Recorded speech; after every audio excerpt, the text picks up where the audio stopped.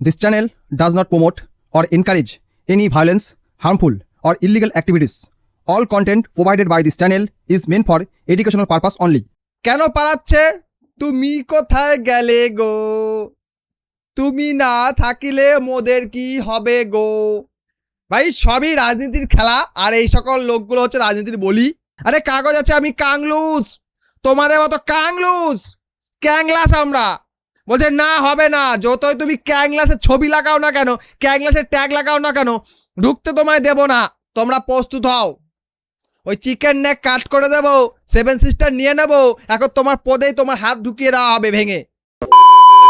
বন্ধুরা, পশ্চিমবঙ্গের সরকার 3D model apply করার পর থেকে বাংলাদেশি মানে অবৈধ বাংলাদেশিরা ভারত ছেড়ে পালাতে শুরু করেছে।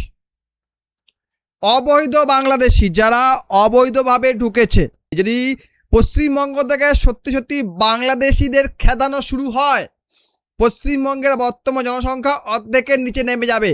কারণ এই মেদিনীপুর, পশ্চিমাঞ্চল, এই সকল এলাকা ছাড়া কলকাতা এবং আশেপাশে প্রচুর পরিমাণে বাংলাদেশি লোক বাস করে। তারা বহু পূর্বে এসছে, কেউ 80 দশকে, কেউ 90 দশকে, কেউ 71-এর সময়, কেউ তারও আগে, এরকম বহু লোক এসছে, এসে জমায়েত হয়েছে।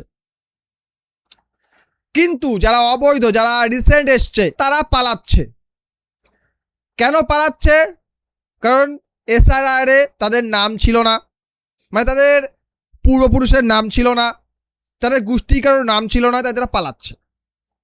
কিন্তু তারা একজনকে খুব মিস করছে। দেখেছেন? ও দিদি গো, তুমি কোথায় গেলে গো? তুমি না থাকিলে মোদের কি হবে গো?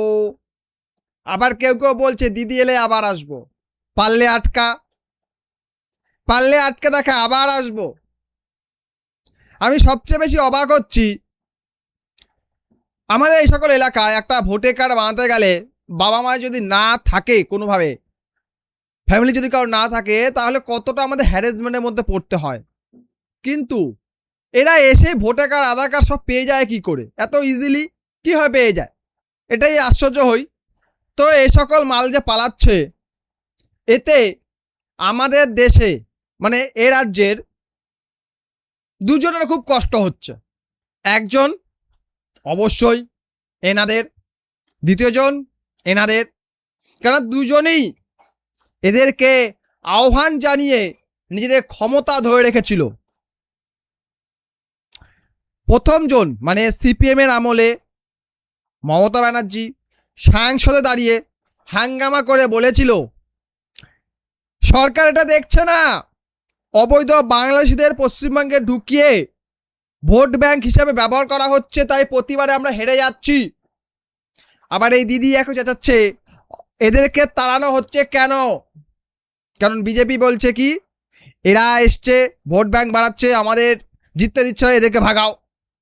ভাই সবই রাজনীতির খেলা, আর এই সকল লোকগুলো হচ্ছে রাজনীতির বলি। তারা এখানে আসছে, এখানে এসে থাকছে, খাচ্ছে, কেউ বলছে পালাও, কেউ বলছে থাকো, এই হচ্ছে গন্ডগোল।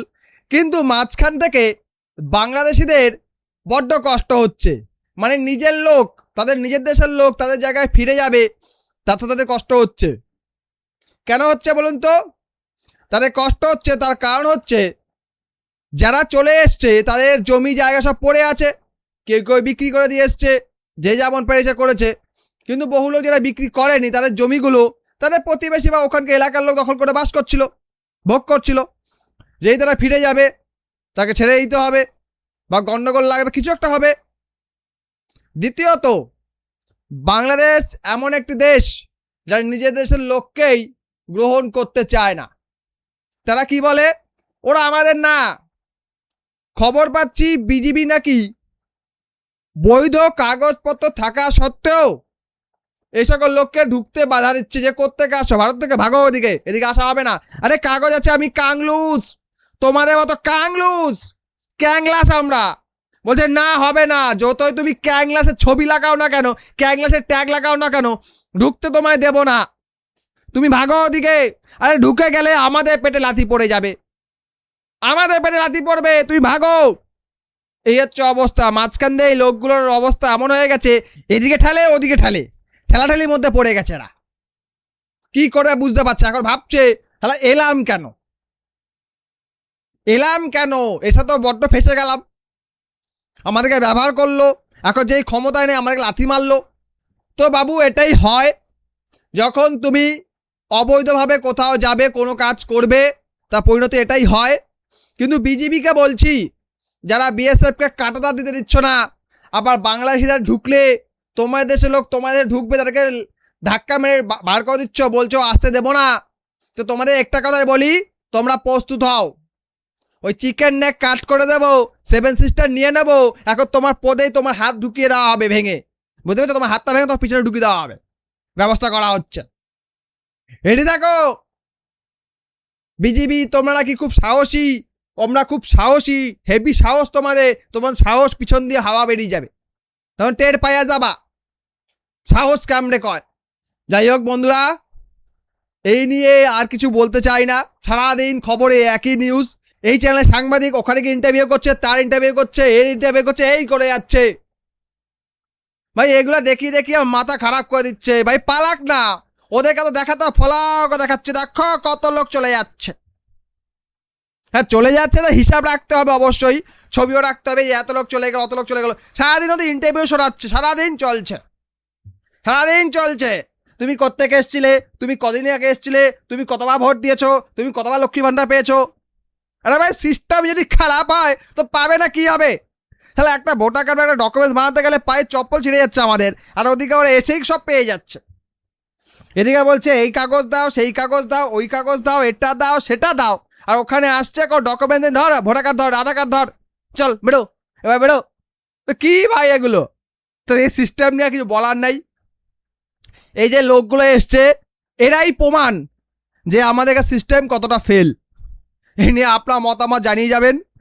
বাংলাদেশিদের আমরা যতই গালাগাল দিই, আমাদের সিস্টেম কিন্তু অবস্থা খুবই খারাপ। আর এই সিস্টেমের লুপহোলের মজা তোলে এরা, এরই ফায়দা তোলে, আর কিছু নয়। সিস্টেম যদি ভালো হতো তাহলে এরা ঢুকতে পারতো না, ভোটার কার্ডও বানাতে পারতো না, কিছু করতেও পারতো না। তাই এদের গালাগাল দিয়ে লাভ নেই। আমাদের ভুল শুদ্ধতে না পারলে এরা এবার ঢুকতেই থাকবে। বর্ডার সিল করে দিলেও দেখা যায় বর্ডার নিচে গলে গেছে, নদী পথে চলে এসছে। এখানকার লোক যদি বলে আসো বসো, তুমি এখানে থাকো, আমি তো ব্যবস্থা করছি, লোক থেকে যাবে, কিছু করা যাবে না। যাই হোক, সরকার চেষ্টা করছে, সরকার এভাবে চেষ্টা করে যাক, দেখা যাক সরকার তোরা সফল হয়। আপনি আমাকে সফল করুন, আমার ভিডিও লাইক করুন, বন্ধুর সঙ্গে শেয়ার করুন, এই চ্যানেল নতুন সাবস্ক্রাইব অবশ্যই করুন। ভিডিও দেখার জন্য অসংখ্য ধন্যবাদ।